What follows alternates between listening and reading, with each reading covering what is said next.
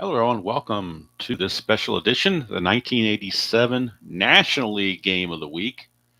Kind of co-oping with the 1987 American League Every Game replay. We pick one game in the National League on this calendar date that we're replaying and choose it to play it on the video while we let the Strat computer sim everything else. Well, this choice was easy.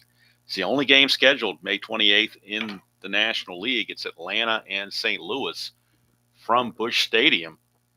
And it'll be Rick Mailer for the Atlanta Braves against left-hander Tim Conroy for St. Louis. Busch Stadium, symmetrical cookie-cutter ballpark. Singles are 1 to 10, lefty and righty. Homers are 1 to 5, lefty and righty. The computer simming the National League to this point, St. Louis is 29 and 13. Atlanta is 17 and 28. Rick Mailer comes to the game 2 and 8. Tim Conroy 1 and 1. St. Louis won the real game 11 to 5. So Tim Conroy 3 and 2 with a 5.53 RA in the real season. Not one of the St. Louis top starters, but he gets the nod in this game. And of course, I love this game here because the pitchers are going to hit, and Tim Conroy will use pitcher hitting card. Oops, wrong number here. He will use pitcher hitting card number 1. Rick Mailer will use pitcher hitting card number 3. So he's a little bit better. Not much, but a little bit better. And hello, Mr. Goodham. Missed you this morning, but good to see you back. Of course, my coffee, I did all my coffee this morning, so I have no coffee going right now. And we are ready to get going here. Albert Hall will lead things off for the Atlanta Braves against Tim Conroy. We get a 3-4 switch hitter against the lefty, 3-4, and that's a pop up to third base, Terry Pendleton. Right there, one away. And we are underway. Atlanta going with their mostly right-handed hitting lineup now. They've got lefties on the bench. So on the bench for Atlanta, not starting because the lefty is on the mound, you got Greg Nettles, Ken Oberkfell, Gerald Perry, and Ken Griffey. All of those guys, and also Deion James. All those guys would normally be starting against a right-hander, but against a left-hander, Chuck Tanner has gone with all the right-handed and switch hitting lineup. In fact, no lefties in the lineup, only a couple switch hitters. Everybody else is right-handed. So Rafael Ramirez, he usually plays shortstop, but is playing third base in this game. He is up. Hello, Ernest. It's a 1-8 for Ramirez against the lefty. It's a 1 to 17 single. That's a 16. That's a base hit. So Ramirez gets the base hit, and he will be looking to run. Conroy has a 0 pitcher-catcher quotient. He's a +2, but Tony Pena is a -2, so it makes it a net 0. So we look at Ramirez. He needs a 2 through 7 to get the lead. If he gets that lead, he starts with a 15. And he gets the lead. So he starts with a 15. Being held as a 13. So 1 to 13, Tony Pena's T rating is a 4. 1 to 13, he will steal it. And he's get caught stealing. Wow. Tony Pena threw him out as Tommy Herr put on the tag. So Ramirez is out of there. 2 down now for left fielder Gary Renicky.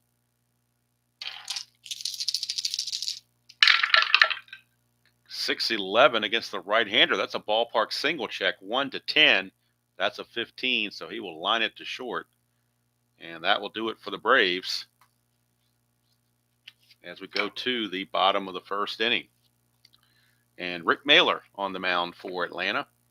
He was 8 and 13 with a 4.98 earned run average on the 87 season. And the speedster, Vince Coleman, is up there. Coleman, the Strat cards don't give stolen base totals. But Vince Coleman on the 87 season stole 109 bases. He was caught 22 times, but he stole 109 bases. So that's why he's got a big 20 sitting right there if he gets the lead.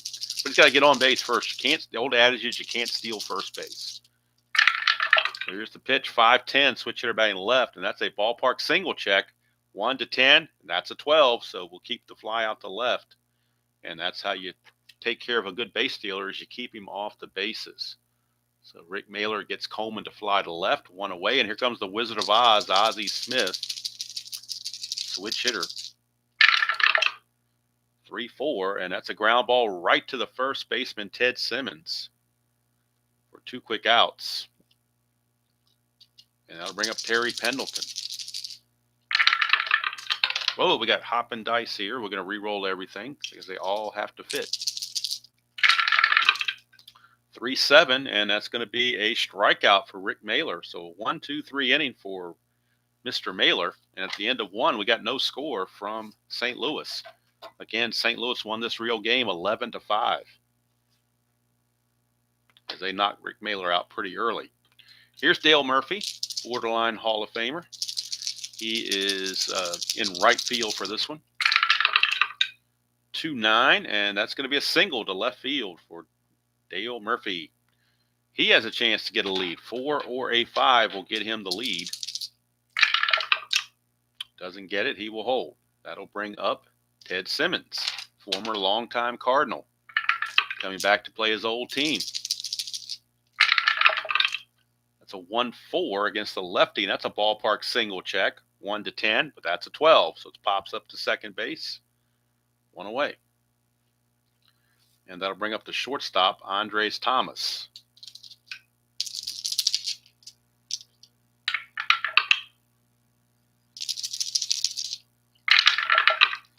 That's a 1-12 for Thomas. And look at that. Here you go, Jeff. Clean as a baby's ass. 1-12 right here for Andres Thomas. 1-12, home run. Thomas in the real season. Look at his numbers. Let's look at his numbers here. He had 5 home runs in the real season in 324 at bats, which is why they stuck his home run down here at 12. But the D6s are a 12. 1-12 against the lefties, as clean as a baby's butt. Against the righty, he would have just doubled because the D20 would have had it over here. But against the lefty, that's a home run for Andres Thomas. A 2-run homer, and the Braves lead it 2-0. 2-0 for Andres Thomas. Not known for his home run power, but he got one there. And here comes Ozzie like a Virgil. 2-8, and he grounds to Pendleton at third. 2 down. And that'll send up Glenn Mother Hubbard, second baseman. 2 outs, base is empty for Hubbard. 6-12, and that's a split chance. 1-14 is a single. That's a 6. That's a base hit for Glenn Hubbard. And that will allow Rick Mailer to bat. Mailer uses pitcher hitting card number 3.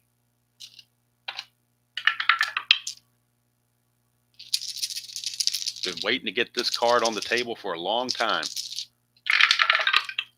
2-7, and he's going to strike out, but I don't care. It's nice having it on there. That's the one downside to my 87 American League replay is the DH, and I don't like the DH. So if I ever do another season replay, it's going to be either prior to 1973 where there's no DH, or it's going to be a National League replay, one or the other, because I'm not going to do another replay with the DH all the time. All right, here's Jack Clark, first baseman. 6-6, and that's going to be a strikeout for Mailer, his second.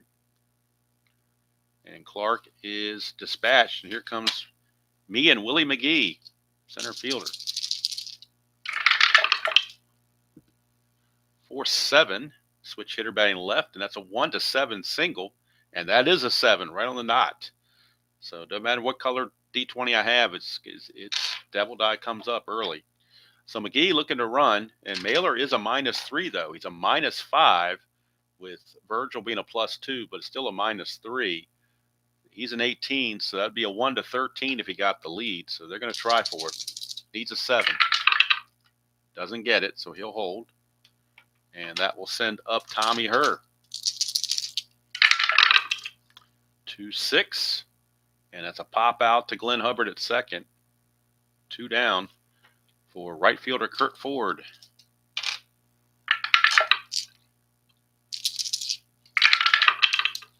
5-5 left-handed is a fly to center, and that's hauled in out there by Albert Hall. And the inning's over. So Atlanta maintains the 2-0 lead as we head to the top of the third. I guess you can call him Tommy His and Her. I don't know, whatever. Here's Albert Hall. 4-5. Switch hitter batting right-handed. Ground ball to second, and Her will make the catch. Throw to first for out number 1. Brings up Rafael Ramirez. He singled his first time up, was caught stealing. 4-4. That's a catcher X. We're looking at Tony Pena. He's a 2E8, but nobody's on base. 2 and a 5, so that still shouldn't be much of a problem since there's nobody on base. Should be some sort of a foul out or something like that. Let's check the chart. 2 and a 5. It's actually a PP. We get to do a PP. Be a pop out. That's an 11, and he is an E8. And there is no 11, so with nobody on, that's just a pop out. And there's 2 away. Never hurts to have a good PP once in a while. All right, here's Gary Renicky. That's a 4-5, and that's going to be a ground ball to second again. Her is there. 1-2-3 inning for Conroy. Go to the bottom of the third. Mailer has a fatigue of 6, Conroy fatigue of 5. And here's Tony Pena. Did not realize Pena played right field in 87 a little bit. First base makes a little bit of sense, but right field looks ridiculous. He's a 4+2 E16. I'm not sure what he was doing in right field, but whatever. 1-6, and that's a strikeout for Mailer. Strikeout number 3. And that'll bring up the pitcher, Conroy, using pitcher hitting card number 1. 3-3, and that will be a pop out to short where Thomas will field it. Quickly 2 away, and Rick Mailer's just going through this Cardinal lineup like it's nobody's business. Here's Coleman. He's still dangerous. He's a AAA stealer if you're looking at the advanced version. That tells you what kind of steals he had. 6-5, switch hitter. Ground ball to second. Hubbard's going to take care of it. And they keep Coleman off the bases again. 2-0 ball game as we go to the 4th. And here's Dale Murphy.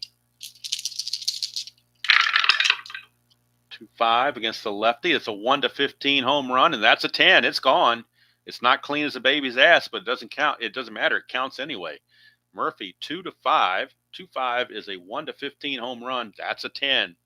Dale Murphy, solo shot, and the Braves lead it 3-0. The Busch Stadium crowd not too happy about it. Here's Ted Simmons.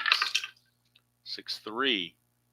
Fly ball right field X. Kurt Ford is a 2E9. 2-17, he'll get to it. E9 and an 11. There's an 11 right there. It's a 2-base error. Do you believe that? E9 and 11 shows up in the 2-base error. We have an 11. Ford is an E9, so it's a 2-base error on Kurt Ford, and the Cardinals just falling apart. They were supposed to have an easy win in this one, but early on it doesn't look that way. Ernest, I'm pretty confident he will as well. I think the Veterans Committee will put him in eventually. All right, here is Thomas. I think Murphy will eventually get in through the Veterans Committee. All right, 3-3 against the lefty is a ground ball shortstop A. So that's going to freeze Mr. Simmons at second base. 2 down for Ozzie Virgil.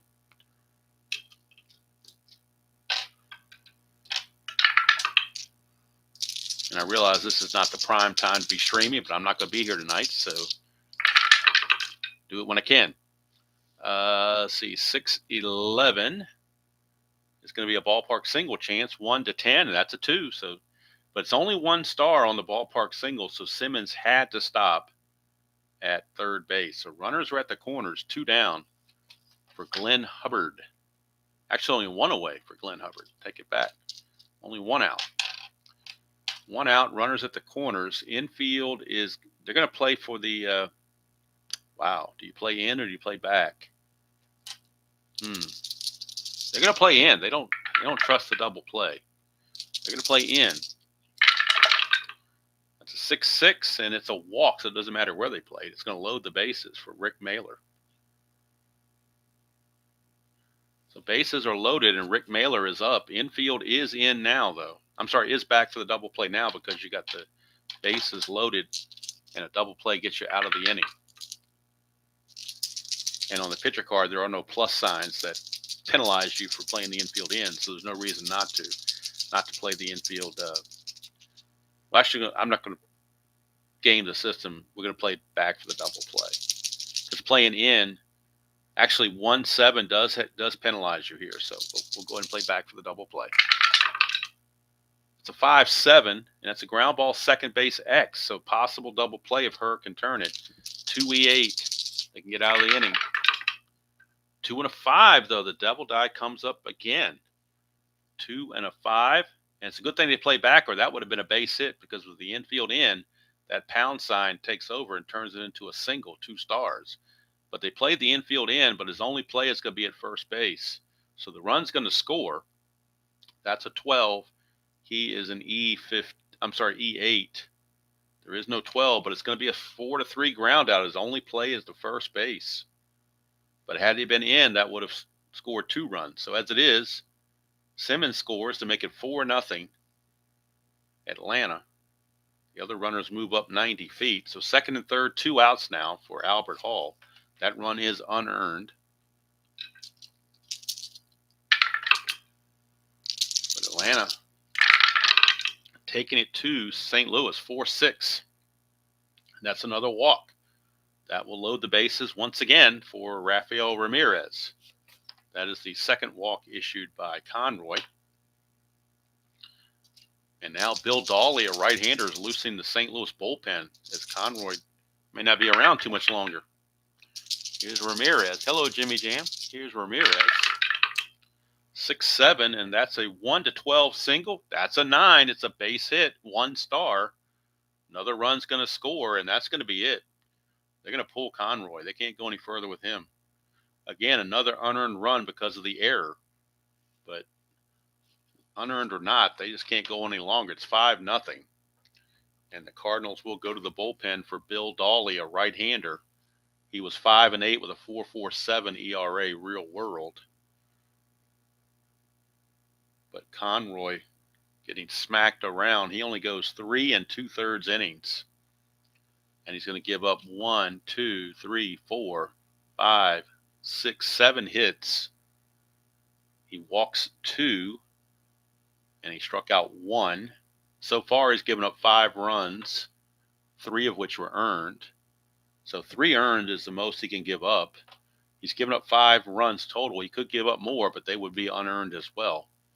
So Gary Renicky is up with the bases still loaded and 2 outs facing Bill Dawley. That's a 1, so we're checking Bill Dawley's wild pitch rating. It'd be kind of a shame if he came into the game and first thing he did was throw a wild pitch. But it could happen. So we'll go to Bill Dawley's card on the computer. His wild pitch is an 8 and his balk is a 4. That's not going to be a wild pitch as Pena blocks it, thank goodness for St. Louis, if you're a St. Louis person. So here's Renicky, 5-10, and that's going to be, oh, look at this, 1-5 is a home run. That's a 7. It'll be a double for Gary Renicky. At least 2 runs will score as Hubbard and Hall come in. Ramirez as a trail runner. It's a 14. As a trail runner not being held makes him a 15. 2 outs makes him a 17. It goes to center field. McGee's a 0 arm. 1-17. And he will score. And he's out at the plate trying to score. So Ramirez is going to be out. It's going to go 8-6-2. Nice relay by Ozzie Smith to end the inning. But 1, 2, 3, 4, 5 runs will score in the inning for a total of 7 on the game. So he's going to give up 7 runs, 3 of which were earned. Close the book on Conroy. 7-0 Atlanta. I don't think anybody saw this. Who had that in the pool? Did anybody have Atlanta 7-0 in the pool? In their betting pool? All right. Here's Ozzie Smith. They got their work cut out for them. Oh, Jimmy, sure. If you got a trivia question, go right ahead. If you want to put it in now, I'll wait to start the inning. I'll start the, or unless you want to do it in the top of the 5th. I don't know, whichever you prefer. If you want to do it now, go for it. If you want to wait to the top of the fifth, we can do that too. It's up to you. Who hit the second? Wait a minute, hold on. What does this say here? Who hit the second most home runs in the 1980s? A lot of home run hitters in the 80s. I'm assuming Schmidt has to be first. I assume so. I could be wrong on that.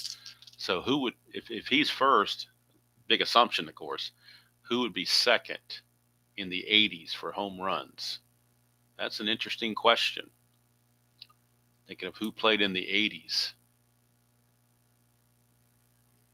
They're in this game. Okay. If they're in this game, then I would think Dale Murphy.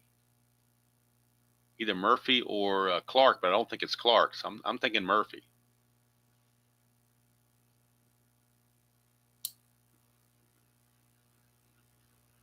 I'm assuming Schmidt is 1 and Murphy is 2. That's what I'm guessing. All right. Very good. Very good, Jimmy Jam. All right. So here's Ozzie Smith. Start off the 4th inning. 6-6. Switch hitter batting left. That's a leadoff walk to Ozzie Smith. And the Cardinals, Whitey Herzog had them running regardless of the score. So they're not going to be deterred by the 7-0 game. They're going to see about getting a lead, 5 or a 6. And he gets the lead with a 5. He's going 19 -7 is -2 is 17. -3 is a 14. 1 to 14, he's going to go. And he's in there. Stolen base. I mean, you don't change your identity. They were a bunch of jackrabbits on the artificial turf, and that's what their game is. They're not going to come back with 3 or 4 home runs. So they have to get people on the bases and stick to who they are. Here's Pendleton. 6-8 switch hitter. And that's a double 1 to 7. 8 to 20 is a single. Single 2 stars. That'll score the first run of the game for the Cardinals. Cardinals being aggressive. And now here's Pendleton. Now he's not going to go anywhere. Not with Jack Clark coming up. Jack Clark is the one guy that can put the ball in the seats. Pendleton will be held, though. 1-5, and that is a, look at this. There you go, Jeff. Clean as a baby's ass right here. 1-5, home run, Jack Clark. Clean as can be right there in the big bold letters. Jack Clark in the 87 season hit 35 home runs. And there's one of them right here, 1-5 against the right-hander, home run, Jack Clark. And all of a sudden, it's a 7-3 game. So the game is certainly not over, not with Atlanta's poorest pitching. 2-run home run from Jack Clark makes it 7-3 now as they're back in the game. Hello, Blaine. Good to see you. Here's Willie McGee. 6-2, and that's a strikeout for Mailer. That is his 4th strikeout. But the Cardinals have cut into that lead a little bit, cutting it down to 7-3. Here's Tommy Herr. Rick Mailer is not exactly, Bob Gibson or anything. 2-5, and that is a line out to short. Out number 2 for Kurt Ford. 4-3, and that is a ballpark single, 1-10, but that's a 16. So he will line it to second to end the inning. But 3 runs come in, courtesy of the 2-run homer by Clark. At the end of 4, it's Atlanta 7, St. Louis 3. And the Cardinals are counting on Bill Dawley to give them some innings, keep the game close. Murphy will step in. Hello, Canadian. Murphy, 1-5, struck him out. So Murphy, who homered in the previous inning, strikes out this inning. 1 away for Ted Simmons. 2-3 for Simmons, and that is a pop out to first. 2 down for Andres Thomas. 1-10 for Thomas. He will draw a 2-out walk. Dawley's a -1. Pena's a -2 for a -3 hold.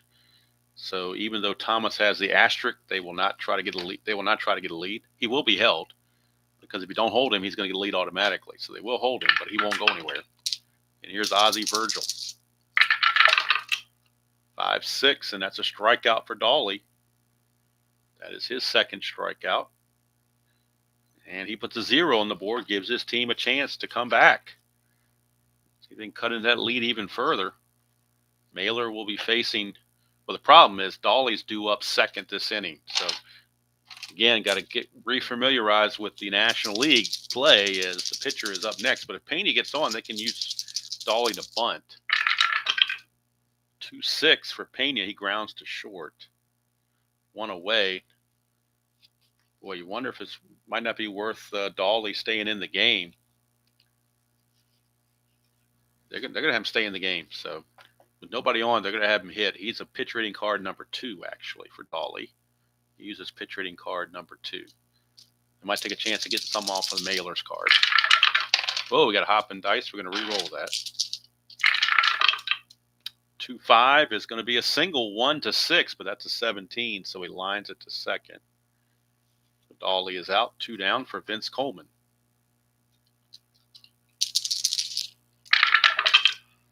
2-8 for Coleman. That's a single, and he's going to be looking to run for sure. No question about it. 3-7 gets him the lead. Doesn't get it, but that's a 2, which means it's a chance of a balk on Mailer. His balk rating is a 4. And he has caused Mailer to balk. By dancing around over there, he has caused Mailer to balk. And now Coleman, I've never tried to steal third in Strat-O-Matic, and at this point, he's already in scoring position, so it's no point in doing it now. So we're going to have Ozzie Smith at the plate. I may try stealing third one of these days, but not right now. 6-5 for Ozzie, and that's a ground ball to second. That will end the inning. So we go to the 6th. Atlanta still holds a 7-3 lead. Dolly back out will face Hubbard, Mailer, and Hall. Start the top of the 6th. 4-7, and that is a 1-11 single. That's a 16. He lines it to short. Ozzie Smith there. 1 away to put away Hubbard, and that'll bring up Rick Mailer. 3-8 for Mailer, struck him out. 3rd strikeout for Dolly. So Dolly is doing the job for sure. Here's Hall. That's a 1-9, and he's going to hit a double to center field, a 2-out double for Albert Hall.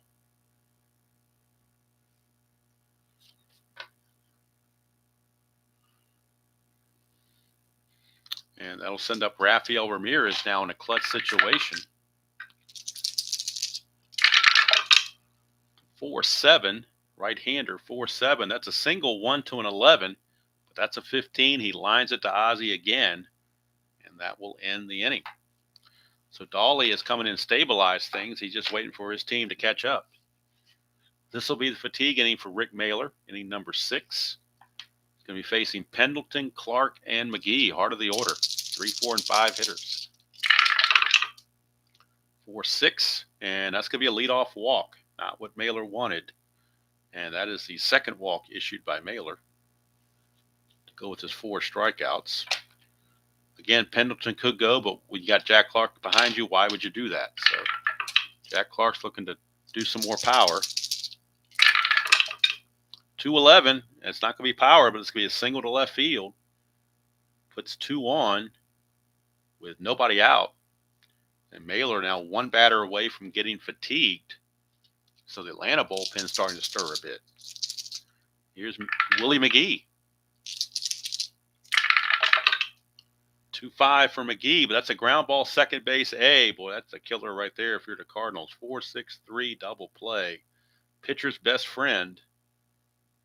Pendleton takes third, but now there are 2 outs. You don't think of McGee hitting too many double plays with his speed, but he certainly did right there. And now here's Tommy Herr. Herr trying to pick him up, at least get 1 run in. That's a 2, chance for balk or pass ball. Mailer has a 4 balk rating. Virgil has a 4 pass ball rating. So we're checking the balk rating. And there's no balk, so Herr will swing away. 3-4 for Herr, and he's going to walk. That's going to keep the inning going for Kurt Ford. Runners on the corners, 2 outs for Ford.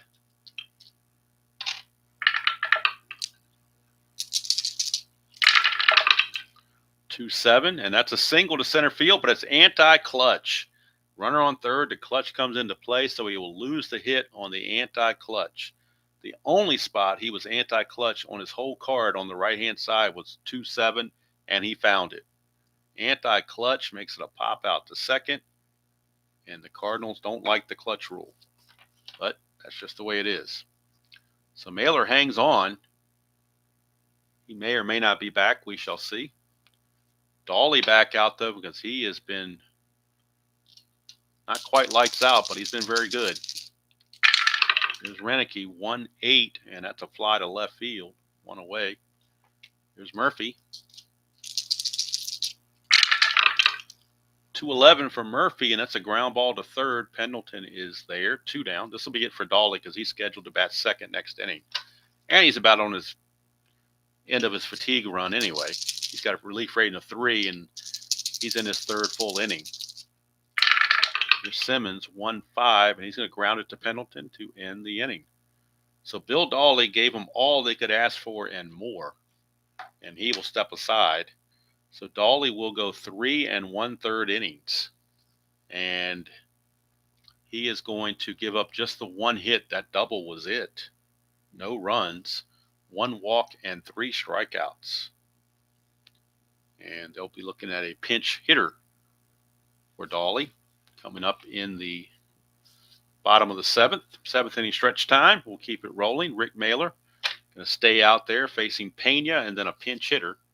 So let's see who the Cardinals have on the bench to pinch hit. They have Jim Lindeman, lefty John Morris, switch hitter Jose Oquendo, or backup catcher Steve Lake. So it looks like they're going to go to John Morris. He is a lefty with the 261 average. So John Morris will pinch hit for Dolly.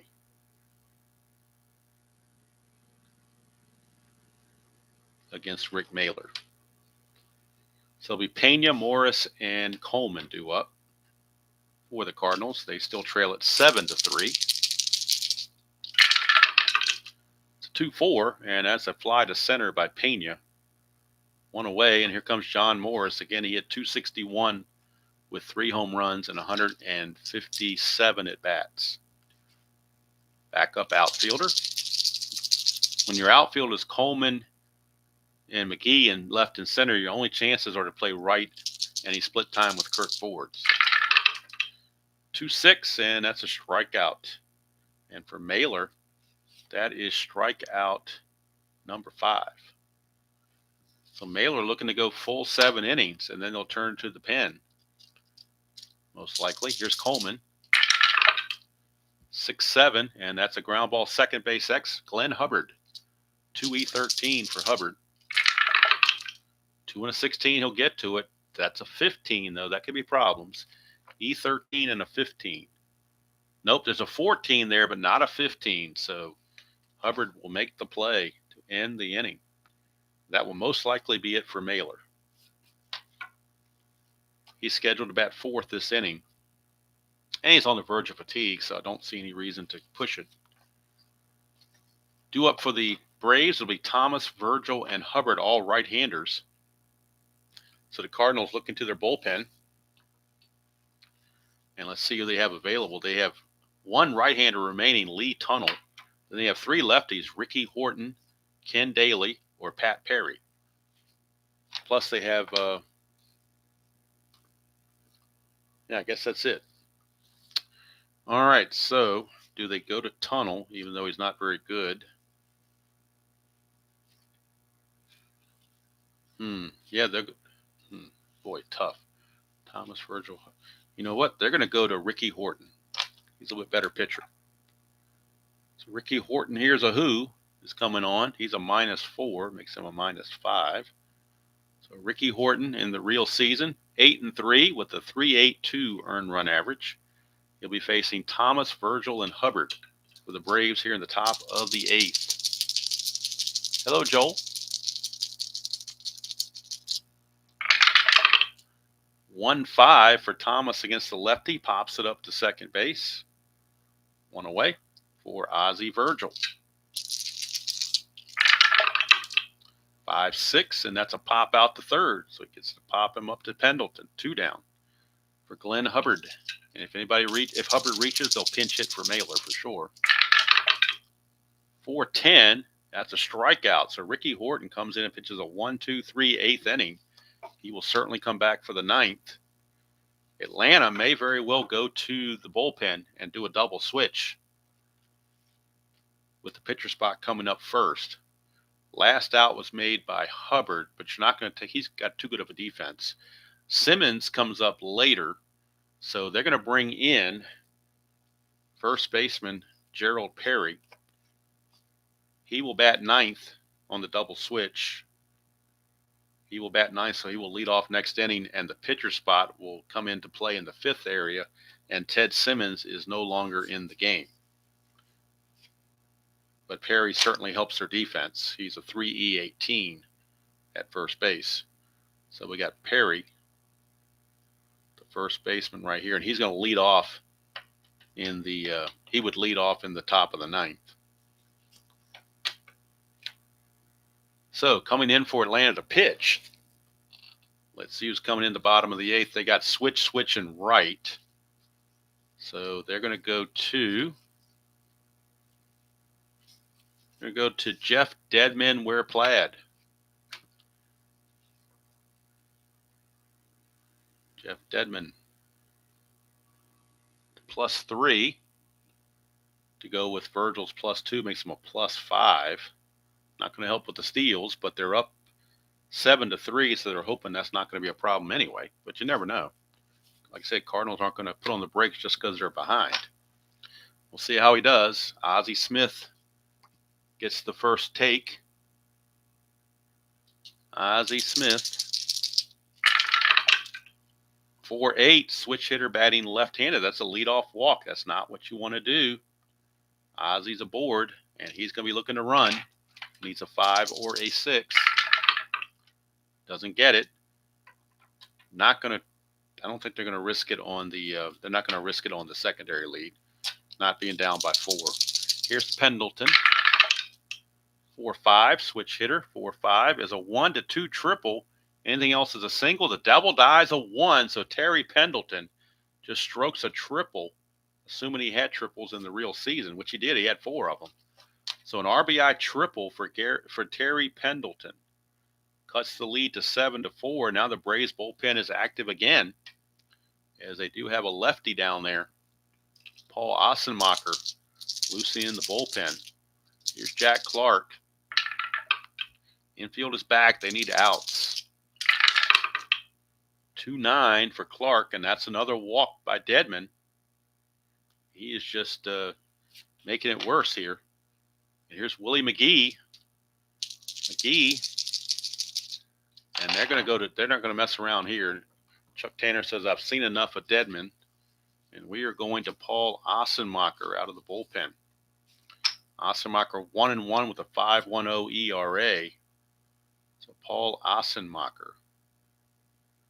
I didn't even do the full line on Mailer. I'll do that at the end of the inning on Mailer and Deadman. Right now, though, it's going to be Ossenmacher. Runners at the corners. Nobody out. Infield playing for a double play ball. Ossenmacher will make McGee turn around and bat right-handed. 1-9, but that doesn't matter. It's a double for Willie McGee. 1-9 is a double to center. Back come the Cardinals. Scoring is Clark. Scoring is Pendleton. Clark will hold. He doesn't run very well. So he will hold second and third. Nobody out. It's now a 7-5 game. The tying runs are on base. And you got a speedster. Willie McGee is the tying run. So here's Tommy Herr. Ossenmacher to Herr. 4-10. Fly ball center field B. We got a sacrifice fly. That will score Clark. 3 runs are in. It's now 7-6 with 1 out. And Kurt Ford is your batter, but not against the lefty Ossenmacher. He's not. Cardinals will go to the bench, and they will bring on Jim Lindeman to hit. Right-handed hitter, 208 hitter and 207 at bats, but he does have some pop. So Jim Lindeman will come on and pinch hit. here in the 8th inning of now a 7-6 ball game. Was 7-0 at one point. Now it's 7-6. Tying runs at second base. That's a 1. So I check Ossenmacher's wild pitch rating for Ossenmacher, and we'll see who that is or what that is. Ossenmacher wild pitch rating is a 0, so is a balk. So no wild pitch for Ossenmacher. That's not something he has to worry about. But he does have to worry about Mr. Lindemann. 2-2, and that's a ground ball shortstop for 2 outs. So Lindemann fails in the pinch. And now here is Tony Pena. First base is open, but if they walk Pena, then they'll pinch hit for Horton with somebody else. So I think they're going to go ahead and pitch to Pena. Ossenmacher to Pena. Or do they go to Garber? They're going to go to Garber. They're going to their closer. They're not going to mess around any longer. Gene Garber was their closer. In the 87 season, he was 8-10 with a 4.41 ERA. I know it doesn't sound like a closer, but Atlanta sucked. So they take what they can get. So Gene Garber is on to face Tony Pena with 2 outs and a runner at second base. So clutch rating for Pena against righties, he gains a hit here on 2.8 and 3.6 and on 110. So he's got 3 positive clutch results. 2, chance for a balk or pass ball. We're checking a balk rating on Garber, so I need to get his balk rating. Again, unfortunately, the cards don't have him printed on there, so I got to go to the computer for that. So let's take a look here and see what Garber has as a balk rating. Garber's balk rating is a 0. He's a wild pitch of 12, but a balk of 0. So no balk to worry about. So he'll face Pena. 1-5 for Pena. Lines out to second base to end the inning, but the Cardinals pick up 3 runs and cut the lead to 7-6 as we go to the top of the 9th. Ricky Horton back out, and he'll be facing Gerald Perry, who came in on the double switch, and then Hall and Ramirez. Top of the 9th, 7-6 St. Louis. 110 for Perry, and that's a fly to center field right behind a ballpark blast, but it's just going to be a fly to center field where McGee will take care of it. 1 away for Albert Hall. He'll turn around and bat right-handed for the first time. Actually, not for the first time. He was doing that when he was facing Conroy. 4-7, and against a right-hander, a 4-7, 1-4 single. That's a 15. He lines it to Ozzie Smith, out number 2. And here's Rafael Ramirez.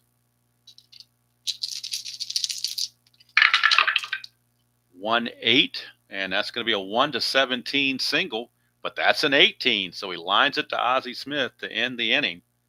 And we go to the bottom of the 9th, last chance for the Braves. For the Cardinals, rather. They will pinch hit for Conroy, so Conroy is done. Horton, not Conroy.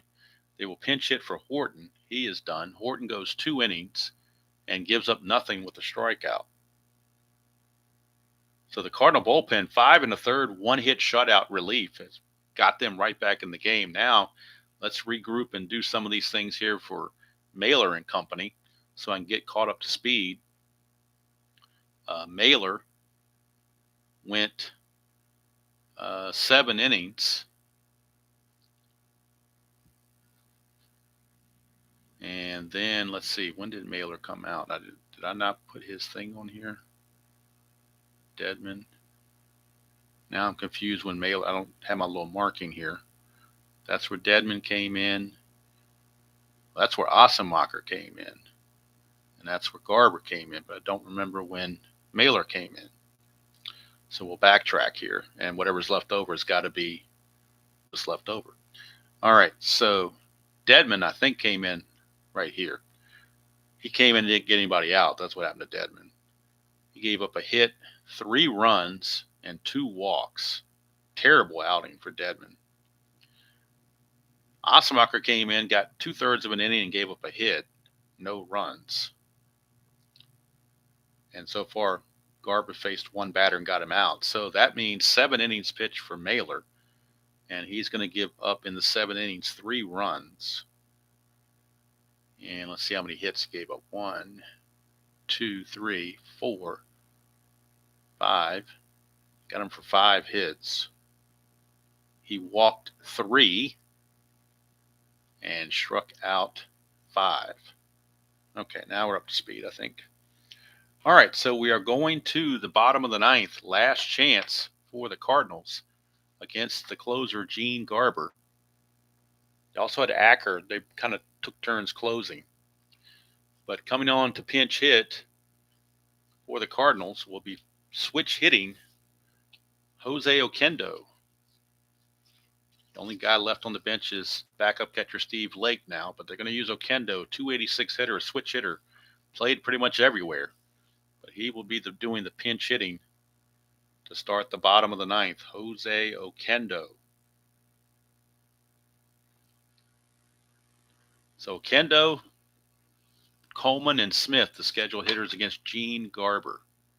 They also have in their bullpen Atlanta has Jim Acker. And Acker was also a part-time closer. 4.9, 4.16 ERA. He also had some saves. So he's a possibility if Garber should falter. But they're going to give it to Garber and see what he can do first up.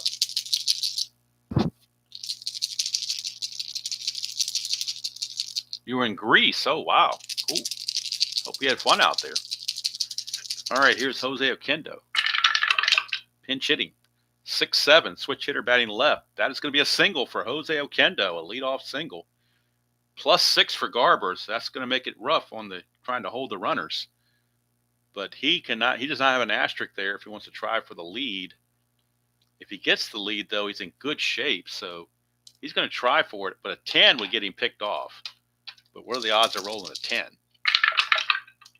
6, he's going to get the lead. So he's a 13, being held as an 11, but the +5 is a 16. 1 to 16, he steals it. And he does. So Oquendo steals second base. He is the tying run, and that brings up Vince Coleman. Coleman is an A bunter. They could bunt him over to third, and I think that's what they're going to do. We'll see if the infield plays it in or the corners. They're going to play in at the corners. So Coleman will now be a B bunter. We go to our bunt chart. Coleman is a B bunter now. First, we'll check for the havoc. Nothing going on. Who's going to field it? It's a 1, so it's going right back to Garber. But we're in the B bunting category. So he basically needs a 9 or less to have a good bunt. 7, it's a perfect bunt by Coleman. Only play for Garber is to throw it to first base where Hubbard is covering. Sacrifice hit goes 1 to 4. But now going to third base with only 1 out is Jose Oquendo. And here comes Ozzie Smith. Boy, is this the time for a suicide squeeze or what? I don't know. I don't know if I like to do that. Don't know that much about suicide squeezing in the super advanced game, and I don't like the odds. Even if you're a bunter, I don't like the odds. So Ozzie Smith, we're going to give him a chance to get a base hit here. Infield is in, so that will help his cause. Garber to Smith with the infield in. It's a 2-11, and it's a pop-up to third base. Wow, what a bad break that was for Ozzie as he pops it up to third base, and there to get it is Ramirez. So it's up to Terry Pendleton. He's had a good game. He's singled and tripled, 2 for 3. Also walked and scored 2 runs. Has 2 runs batted in. So Pendleton with a chance to send this game to extra innings. That's a 2. Chance for a balk or pass ball.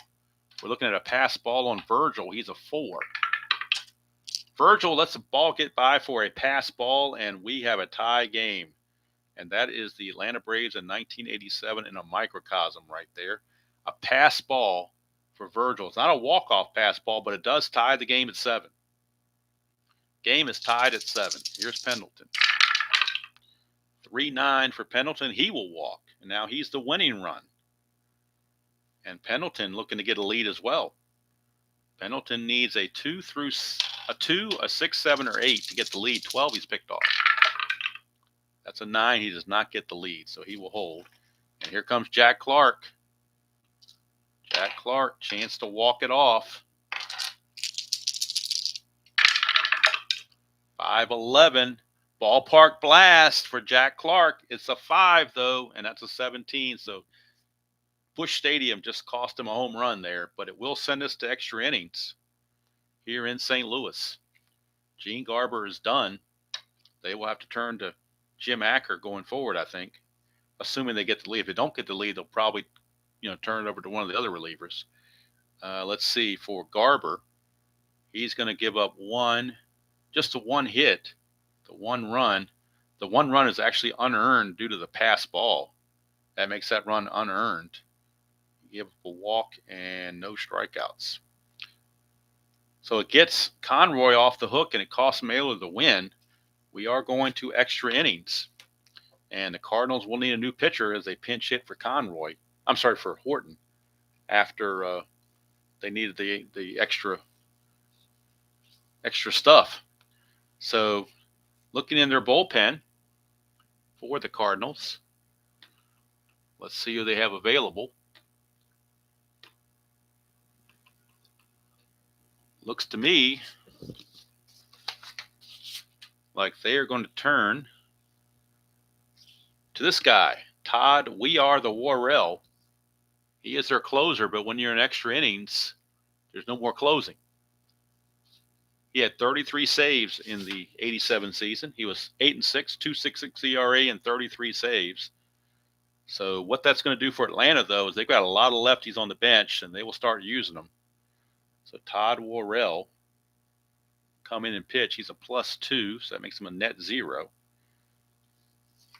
But Gary Renicky is set to lead off for Atlanta, but I believe he's going to get called back, and they will bring on Deion James, their normal left fielder.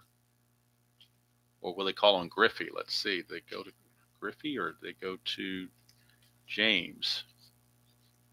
No, James is a 3-12 hitter. They're going with James. So Deion James will come in the game, and he will pinch hit for Gary Renicky. And he would stay in the game to play left field if it goes to the 10th.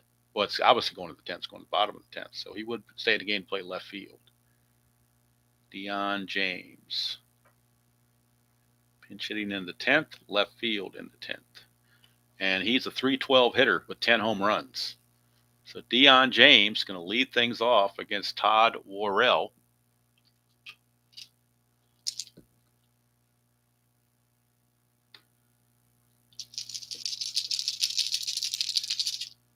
We're starting to lose peripherals on the cards, so I'm moving over just slightly so you can still see those. I think you can still see the trade pretty well. So here's Worrell to James.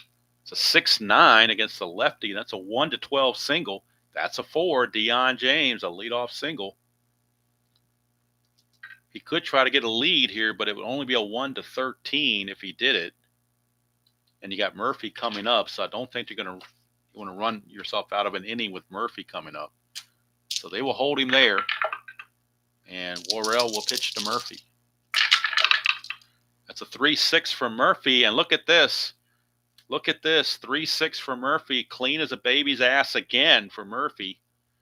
That's his second home run of the game for Dale Murphy. He is rescuing Atlanta once again. Dale Murphy, his second home run, making a case for the Hall of Fame. And that's off the closer, Todd Worrell. Cardinals took all that energy to get back in the game, and now they're behind again, 9-7.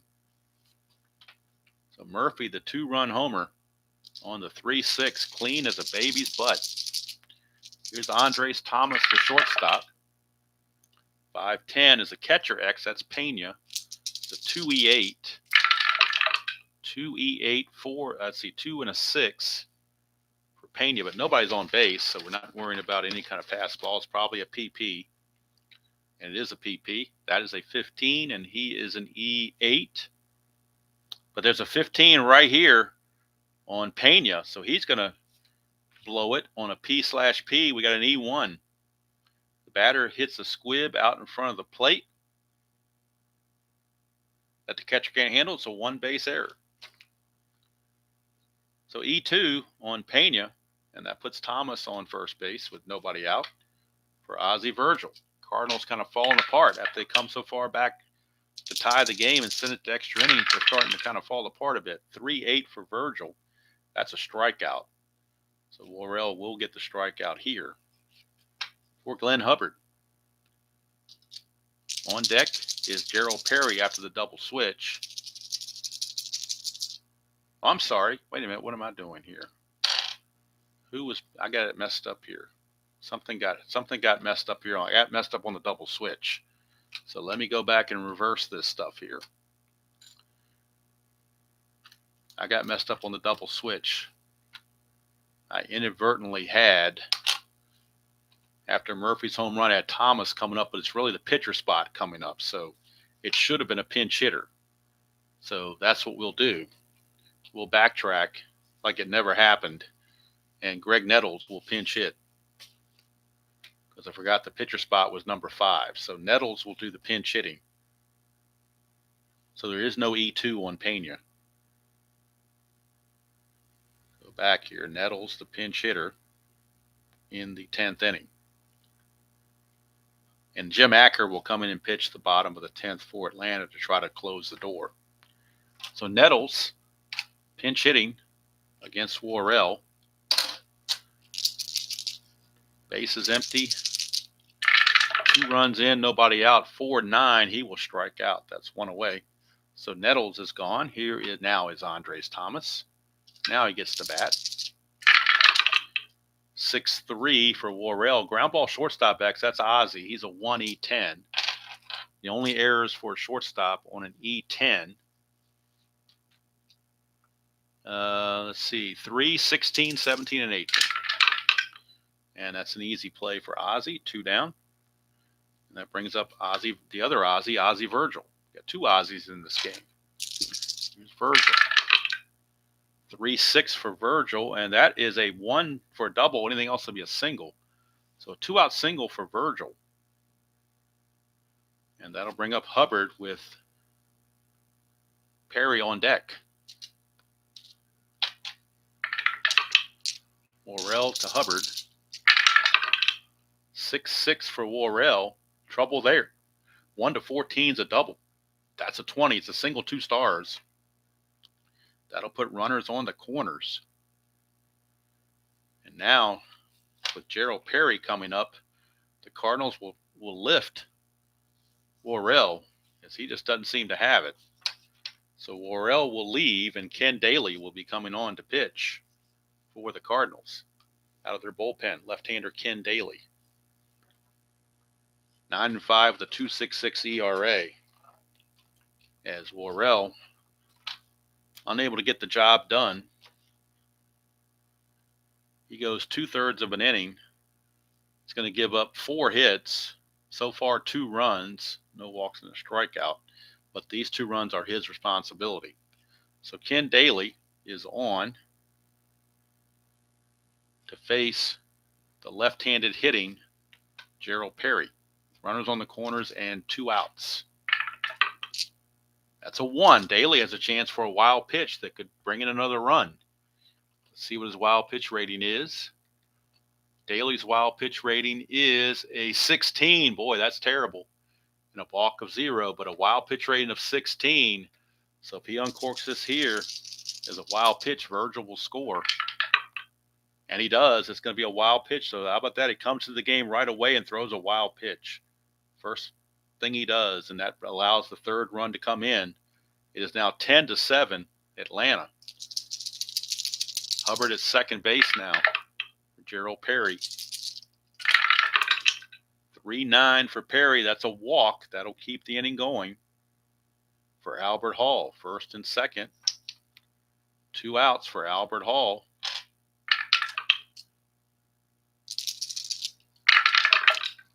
5-5 against Daly is another walk. So Daly has come in and thrown a wild pitch and 2 walks. Wow. Daly's better than this. I'm not sure what's going on with him. Bases are loaded, 2 outs, and here's Ramirez. 1-9, and that's a line out to short, so they finally get him out. They send 9 to the plate. Only 3 of them score, which is the least possible you could have. So Worrell's going to end up giving up 3 runs there. We go to the bottom of the 10th, and it'll be Jim Acker coming on for Atlanta to try to close the door and save this 10-7 game. It was 4-9 with a 4.16 ERA real world. And let's see how many saves he had real world, because these cards don't list the saves on them. So in the real season, Acker had 14 saves. All right, so we got Willie McGee. Acker is a -2. +2 is a 0 there. So we got McGee, Herr, and Lindemann. Your scheduled hitters. 5-7, switch hitter batting left. That's a ground ball shortstop X. We're looking at Andres Thomas. He's a 3E40. That 40 sticks out like a sore thumb. 3E40. 3 and a 3. That might even get through for a hit. 3 and a 3 is going to be a base hit. Now we're checking the E40. E40, and that's a 10. There's an 11 there, but no 10. So it won't be an error. It will just be a base hit for McGee. And that's what the Cardinals need. They need base runners to get on base and bring the tying run to the plate. It's going to be Tommy Herr. They're not going to worry about stealing bases because his run doesn't mean anything. 6-4, switch hitter batting left. Ground ball third base X. We're looking at Ramirez. He's a 4E16. 4E16 for Ramirez. 4 and a 9. If anything, it'd be a fielder's choice. Let's see, 4 and 9 is a G3 pound, but the third baseman's not responsible for holding anybody, so the G3 is going to be good. That's a 14, though, and he's an E16. E16, but there's a 14 right here for Rafael Ramirez. E16 and a 14. It's a one-base error, and Atlanta is falling apart just like St. Louis did. So first and second, nobody out. The tying run is now at the plate in Jim Lindemann, who had pinch hit for Kurt Ford earlier. And the only guy left on the bench for the Cardinals is backup catcher Steve Lake, and they will need him to pinch hit for the pitcher, Ken Daly. So Lindemann it is. And he will be up with 2-1 and nobody out. Tony Pena on deck. Here is Lindemann. Acker to Lindemann. Lindemann has the power to tie this game. 3-10 for Lindemann. Gets hit by the pitch. How about that? Hit by the pitch. We're going to load the bases. So bases are loaded. Now here's Tony Pena. On deck is Steve Lake. He's the last position player remaining for the Cardinals. Braves playing the infield at double play depth. 4-5 for Acker. Fly ball center field B. It's a sacrifice fly for Pena. Scoring is McGee from third base to cut the lead to 10-8. But now they're 2 away. And we're going to have the pinch hitter coming on. And that is Steve Lake. He's the last remaining position player on the bench. As the backup catcher, he wasn't a very good hitter. Well, he's 251, not bad. In 179 at-bats with 2 home runs. So he isn't terrible by any means. So Steve Lake is up there to pinch hit. Steve Fire Lake pinch hitting here in the 10th inning against Jim Acker. That's a 2-12 for Lake, and he flies to left. That's out number 2. And now it's up to Vince Coleman. Last chance for the Cardinals. Vince Coleman. Coleman is 1 for 4 with a single and a sacrifice bunt. 10-8 Atlanta, bottom of the 10th, 2 outs, 2-1. 1-5 for Coleman is a ground ball to second, and that's going to do it. Acker will hold on. The Braves will hold on, and they win it by the score of 10-8 after blowing a 7-0 lead. 10-8 your final. Losing pitcher is Worrell. Winning pitcher is Garber. He blew the save and got the win, and Acker gets the save.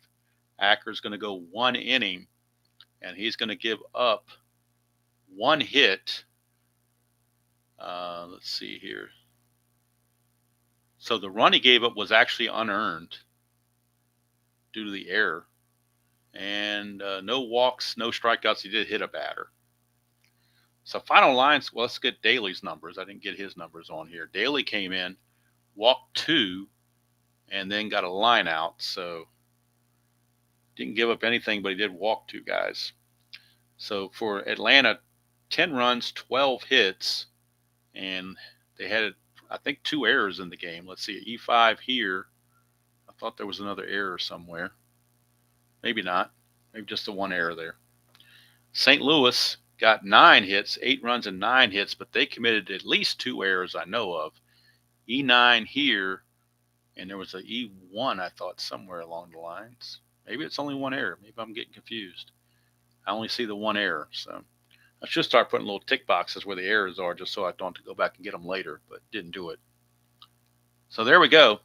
10, 12, and 1 for Atlanta, 8, 9, and 1 for St. Louis. And that's our National League game from May the 28th.